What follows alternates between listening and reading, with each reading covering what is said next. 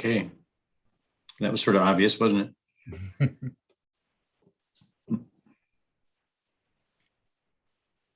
Okay, let's get going then. I'd like to call to order the Sumner City Council meeting. The date is August the 2nd and the time is 6 p.m. Again, as a reminder, on June 30th, Governor Inslee issued his Washington Ready guidelines, effectively reopening the state of Washington, removing most of the COVID-19 restrictions. The city has been working hard to upgrade both the layout and technology in the city council chambers so that future meetings can accommodate both in-person and remote attendance. The upgrades are expected to be complete this fall. Until that time, the city will continue to conduct its meetings virtually using the Zoom platform.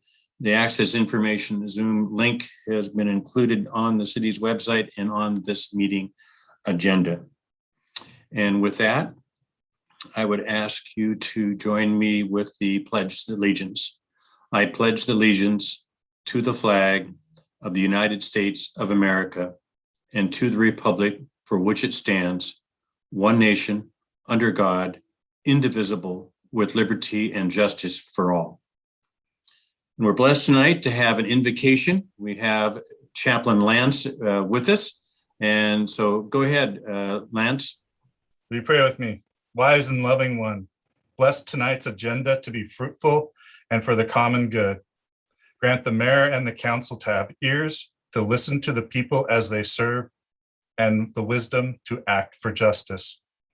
I am asking that you would graciously grant them the wisdom to govern amidst the conflict and interests and the issues of our times, a sense of the welfare and the truth of the true needs of the people, with confidence and is what is good, the ability to work together in harmony, even when there's honest disagreement.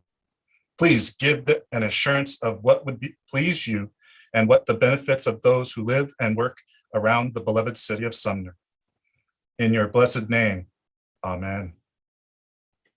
Thank you for allowing me to do that. Thank you very much, Lance. We really appreciate it. And you're free to continue listening to the meeting, or you can go off and have dinner like you normally would. So I'm on duty tonight, so I gotta go get dinner on time. There you are. Thank you very Take care, much, sir. folks. Thank you. Okay. Michelle, would you please call the roll? Shadow, Here. Brown, Absent. Hayden, Here. Hamilton, Here. Hochstetter, Here. Newman, Here. Reed. I am here. Okay, all council members are here except for Councilmember Brown, and Councilmember Brown did notify us that he would not be attending tonight's meeting. So I would entertain a motion to excuse Councilmember Brown from tonight's meeting. So moved. It's been moved by Councilmember Newman. Can I have a second? Second. Yes, I'll second. I think I heard a second by Councilmember Reed, just under the wire ahead of you, Councilmember Hochstetter. So all those in favor of excusing Councilmember Brown from tonight's meeting, please signify by saying aye. Aye. Aye. Any opposed, please say nay. Okay, the ayes have it. Councilmember Brown is excused. We move on to the consent agenda. And I would ask Michelle if she would please read the consent agenda. Item number 1, approval of the meeting minutes from the July 19th, 2021 regular council meeting and the July 26th, 2021 study session. Item 2, approval of the checks and electronic payments in the amount of $1,979. Excuse me, let me say that again. $1,979,541.61. Thank you, Michelle. I'm glad that you're reading them. Those are big numbers. Any of these two items, any council member wish to be removed to be considered separately? Okay, seeing none, Deputy Mayor, could I get a motion? I move we pass the consent agenda as read. Could I get a second? Yes, I'll second that. Seconded by Councilmember Hochstetter. Okay, all those in favor of adopting the consent agenda as presented, please signify by saying aye. Aye. Any opposed, please say nay. Ayes have it, and the consent agenda is adopted. Moves us on to regular business. First thing is unfinished business, of which there is none. So we'll move on to public comment. And I would ask Michelle whether there was any members of the public that submitted comments to be read into the record for tonight's meeting. No, Mayor, there were not. Okay, thank you, Michelle. I would also note under attendees that there are no members of the public attending the meeting tonight. So we will move on and close public comment and go on to new business. And close that. First thing under new business is ordinance number 2786. And I would ask Councilmember Reed for a motion. Thank you, Mr. Mayor. I move we adopt ordinance 2786, amending the 2021-2022 biennial budget.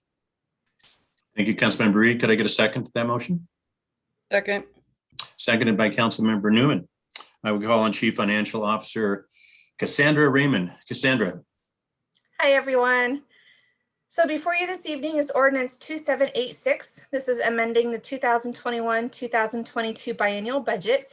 This is our second quarter amendment. We have a variety of items to address in this amendment. I'd like to just review them quickly. The first item is to recognize the receipt of the American Rescue Plan Act funds over the biennium. These are the ARPA funds in the amount of $2,910,676.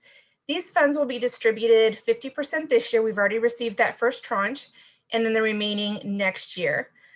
This amendment is to recognize the revenue only. There is an ARPA committee to determine the use of that funds, and the use of the funding will be programmed through separate city council action forthcoming. Item number 2 is a change to the event sponsorship and special event credit for the Sumner Main Street Association. This is based on the changing of activities due to the COVID pandemic. Happy to answer any questions on that one as well.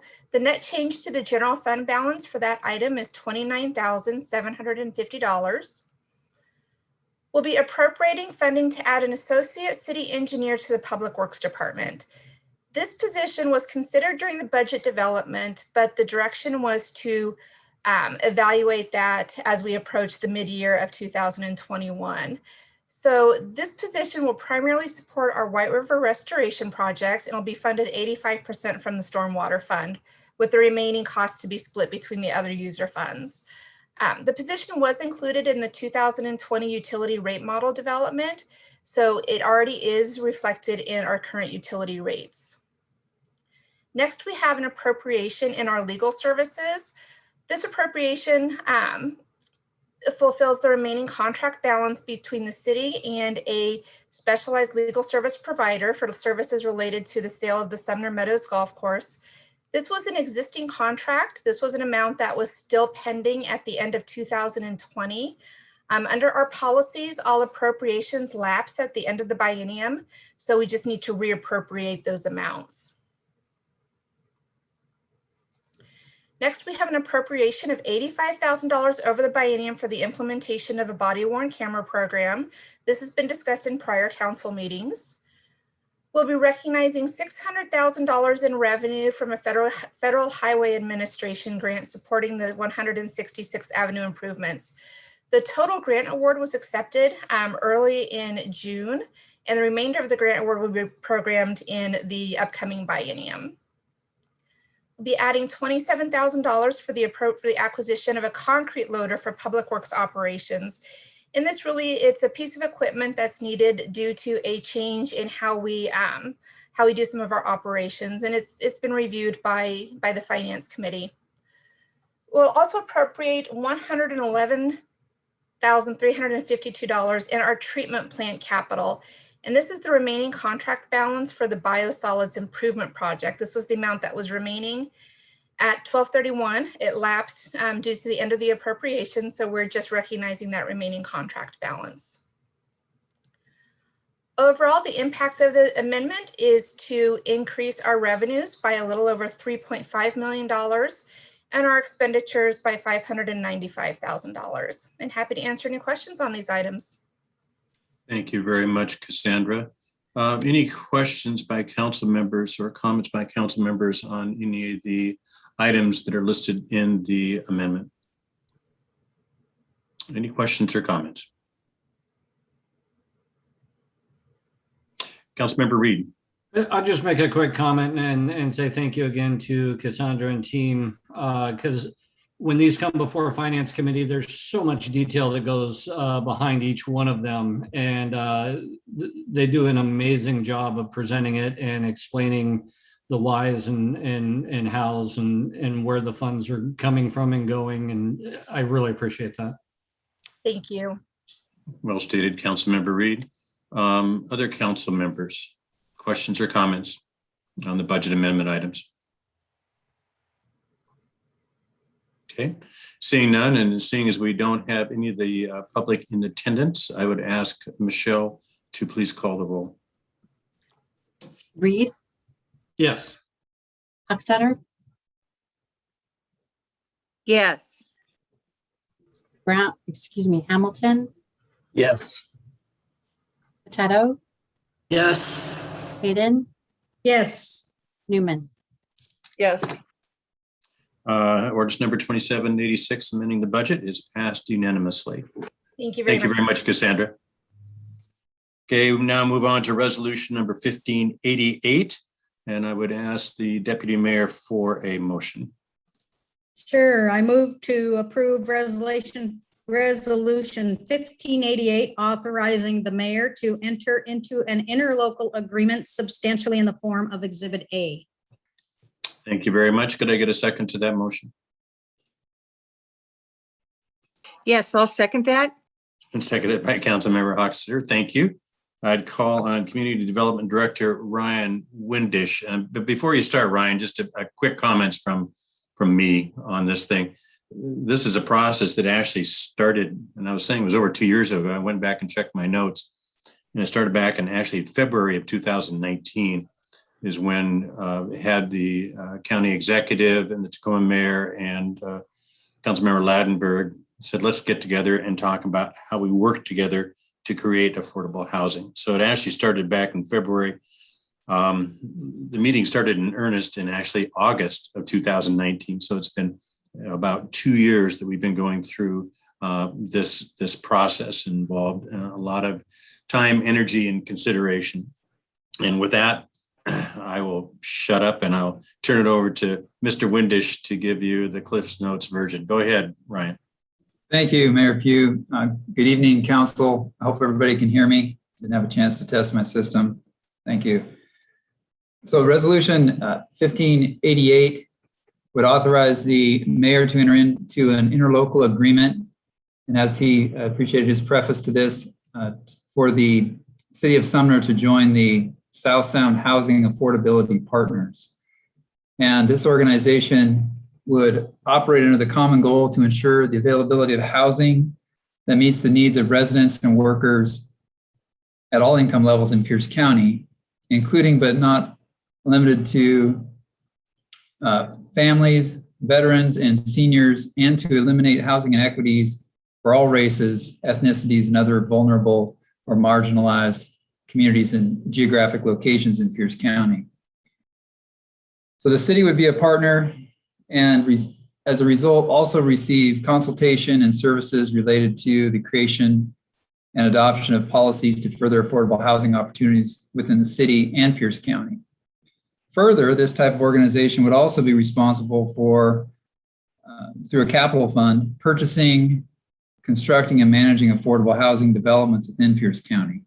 And this is similar and modeled after organizations in both King and Snohomish counties that have had success in actually developing and managing affordable housing. The interlocal agreement would commit the city to providing funding to SHAPE, as it's called, in the future at a rate based on the city's population and numbers of participating jurisdictions and other funding, such as grants that might be available to support their effort. The city's portion of the funding is shown in a 2.5-year estimate, ranges from $5,000 to $5,500 annually. And the source of these funds could come from the House Bill 1406 funding, that is basically a credit back to the city of a portion of the state's portion of sales tax that can be used to assist in creating affordable housing. The resolution number 1588 authorizes the mayor to enter into this interlocal agreement. I'm happy to answer any questions you may have. Thank you very much, Brian. Call on Councilmember Reed. Thank you, Mr. Mayor. And just to kind of a layman's summary, there's an opportunity for us to participate in this program on the state, paid for by state fund, money that normally would have gone to the state. And it opens the door for us to have multiple different types of partnerships and receive consultation regarding affordable housing in the city. Yes, that's correct. And it also, with a partnership like this, it creates a certain economies of scale and a regional look at this rather than the city going at it alone. Great, thank you.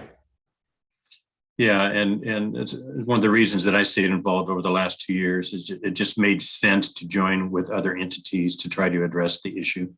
Very difficult for a jurisdiction our size to tackle it alone. And the one good thing they have in this is that it isn't mandated we have to continue belonging to the organization.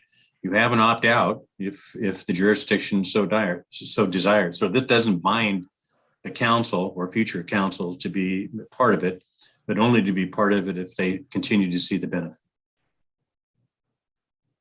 Okay. Other questions or comments by council members? Go ahead, Council Member Hochstetter, and then Council Member Potato. Yes, I remember the explanations from a previous meeting, but there was a little thing in what Ryan said that I was quite unsure about, and that was that it said something about managing and building affordable housing. Can you just tell me how that could be possible? Because this doesn't seem like it's a big pool of money or anything. So, yeah, thank you for the question, Councilmember Hochstetter. The partnership also would have the ability to create a housing capital fund to which jurisdictions could contribute money for future construction. I think they also look at just acquisition of housing that could then be affordable rather than maybe constructing it. So there's a capital fund that would have the city's name on it, but it could be used for projects that would benefit the county as a whole. So yeah, that funding would be up to the council, of course, on how much that funding would be. The partnership funding is, like I said, based on our population and is really, so it'd be part of the benefits that we'd receive for consultation and that kind of thing. The capital funding is different, separate. I might mention that, yeah, we're at the lower end in terms of the amount of money we're contributing. But the other thing that you're able to do with an organization like this is more effectively lobby during legislative sessions for money, to come from the state to help in terms of constructing affordable housing too. It's one thing for one jurisdiction to lobby, but if you have an organized group like this, your odds of getting help and money to deal with those issues is a lot higher. And some of the other jurisdictions, Councilmember Hochstetter, are contributing significantly more, such as Tacoma and Pierce County, and I believe Lakewood, because it is based on population. So would we then be able to come forward with certain ideas that we thought were good in our area? And I don't know if this would apply, but I've heard of other communities maybe buying hotels that are going out of business and get it for low income housing and that sort of thing. Does it reach that far? I believe it could reach that far, yes. And there's an executive board that would be managing through this, and also an advisory board that would also help manage all of this. So there's opportunity to participate in making those decisions in terms of what's purchased and what moves forward. Great. But Thank you very Councilmember, Hoxer, you would also, the first policy decision would have to be made by the city council. It would be a local determination as to affordable housing, and then look for help through SHAPE to make it happen. Okay, great. Thank you for the clarification. Councilmember Botetto, then Councilmember Newman. So to me, 5,000 or 5,500 seems like pennies, or such a small amount. So is that really, that's the total cost for Sumner? It's not per unit or it's just because we're in this big partnership that's all we are obligated to pay? That's the initial cost based on a budget with 1.5 full-time employees and looking out over the next 2.5 years. Okay. And it's really kind of your administrative cost to get things up and running. Okay. All right. Thank you. Before, do you have any clarifying comments, Jason? Go ahead. I do. Thank you, Mayor. I just wanted to remind council that as part of the House Bill 1406, we are collecting about $45,000 a year in state sales tax revenue, of which we're recommending about $5,000 go towards SHAPE to get that off the ground. But eventually, we are building up money that could be used locally or regionally as part of SHAPE or not part of SHAPE for future investments in affordable housing. So this is really the start of something that will grow over time. As Ryan mentioned, there's an executive board, and you'll be asked for the council to appoint a representative to that either late this year or January next year as part of your normal appointment process. Thank you, Jason. Okay, Councilmember Newman. Thank you. I would like to thank staff and the mayor for moving this forward and bringing it forward for us to be able to start getting involved and making sure that we're participating in the regional actions and not taking on this challenge alone. I believe, let's see, the last number I'd heard, I think what our median, like the median home cost in Sumner is, well over $500,000, which is great for those who have invested in their home and have been living there for a long time, but it really makes it unaffordable, say, for retirees, retirees to continue living here, and honestly, single income families, different things like that. Like, really, housing is becoming unattainable for so many people. And so, and not to mention, it also helps us to help other areas. Like, it helps us when other people are also setting up affordable housing in their communities. Anywhere really we can get it in Pierce County is beneficial. Anyway, so just thank you for making sure that we are part of this effort. Okay, thank you, Councilmember Newman. Anybody else before I go back to Councilmember Reed? Sorry, Patrick, I haven't ignored you. I'm just checking the bases here before we go back to you. I don't see other hands raised. Go ahead, Patrick. Thank you.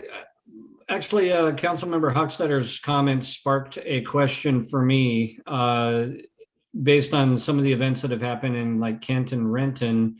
Would this organization have the ability to purchase and place one of those low-income buildings, whether it be a hotel or an apartment building, where they choose without coordinating with the city? Or would they have to, because they didn't in Kent or Renton in that group, but I believe that was the King County Housing Authority, not the South Sound. So it doesn't grant them any type of like free will to be able to do that if an opportunity pops up. Yeah, Councilmember Reed, like I said, it requires, the first thing is it requires action on a policy basis from the Sumner City Council. Okay. And then you're looking, if you were to make that decision and want to move forward, then you would be looking for SHAPE for help to, to make it happen. And vice versa, if something happens in other jurisdictions and they want to move forward with affordable housing, like Councilmember Newman said, it's a good deal and we should be supported for that too. So no, I think we're protected. And I think that's great. And I'm not opposed to looking at opportunities. I just want to make sure we're at the table when something like that comes up. Yeah, good comment. Go ahead, Jason. Thank you, Mayor. I did want to just point out, because you may see it in the news, there are a handful of hotels that are being purchased by the cities of Tacoma and Pierce County, and I believe even Lakewood right now, for that purpose. And they are using ARPA funds. It's not tied to this SHAPE agreement. It's completely separate, just to clarify. Good points, Jason. Thank you very much. Other council questions or comments? Okay, seeing none and seeing that there's still no members of the public, Michelle, would you please call the roll? Potato, Yes. Newman, Yes. Hayden, Yes. Hochstetter, Yes. Reed, Yes. Hamilton. Yes. Okay, resolution number 1588 is adopted unanimously. Thank you very much. Go on to reports by the city council. Councilmember Reed. Thank you, Mr. Mayor. Nothing this evening. Cool. Okay, Councilmember Botetto. Now that people are traveling more and getting out in the public, I just encourage everybody to be vaccinated, or if you can't be vaccinated or choose not to, wear a mask. Thank you.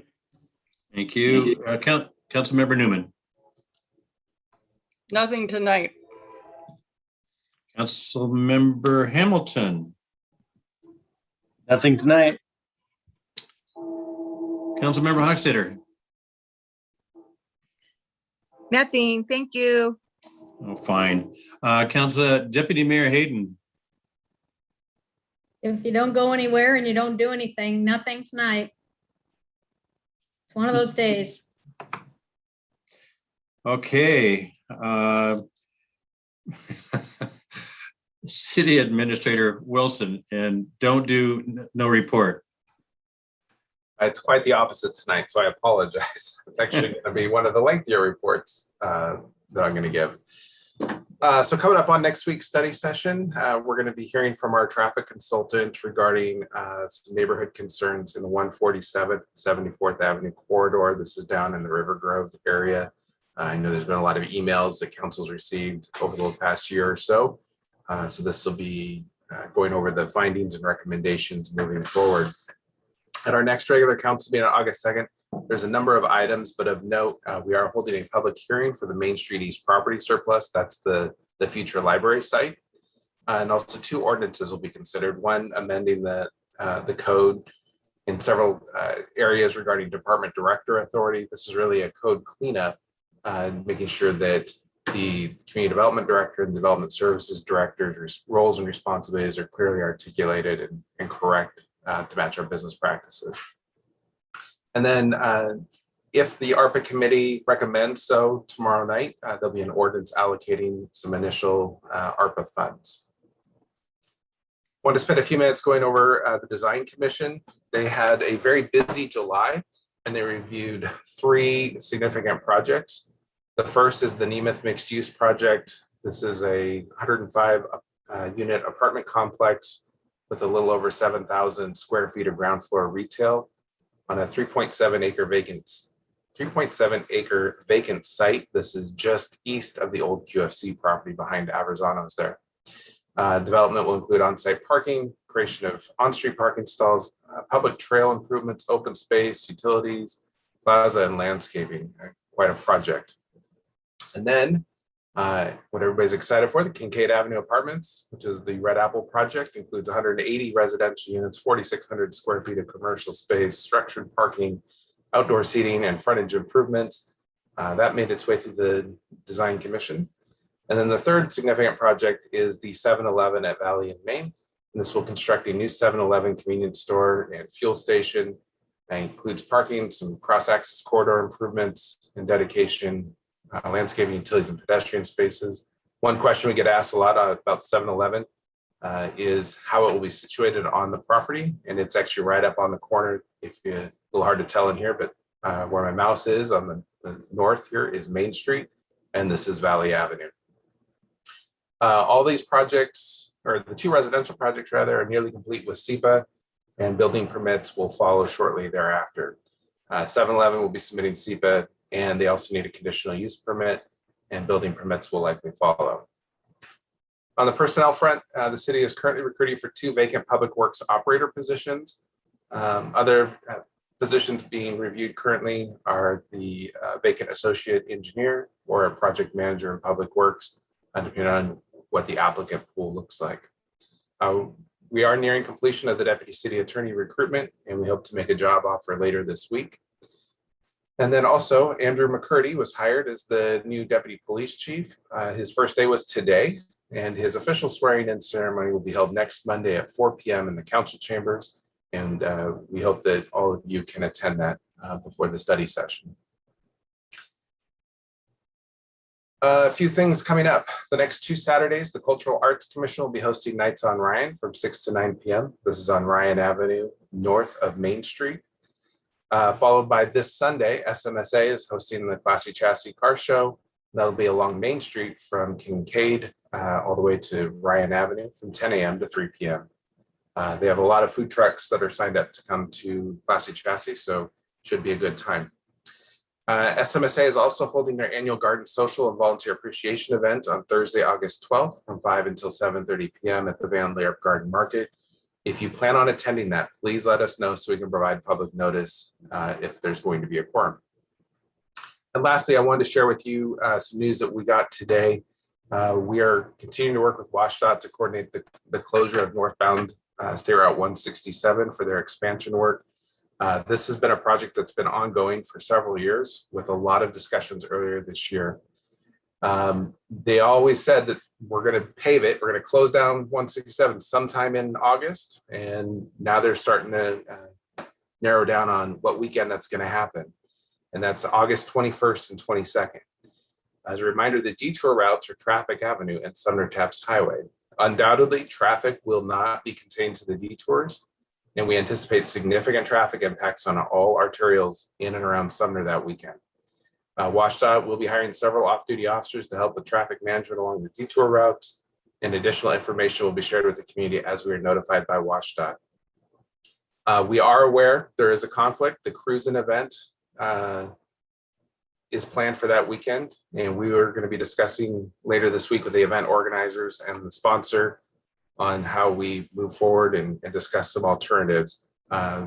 Just so you're all aware, we've spent a lot of staff time over the last couple of weeks trying to push WashDOT to a different weekend, and we've been unsuccessful. So right now that is the likely weekend, and they really, I understand why, because if it can't happen that weekend, it'll be the weekend after, and they have to have it wrapped up by the end of August. So with that, happy to answer any questions. Wow. Any questions council members have for Jason? A lot going on. Okay, I was going to join the chorus of no comments from the council members, but I'll just 2 things. I'll be on vacation August 21st and 22nd. Kidding. But really, this is a shout out and a kudo to Mr. Windish. Last week when we had the chamber, used to be called the economic forecast. I can't remember what it's called now, but Ryan gave a report on just what's happening in Sumner.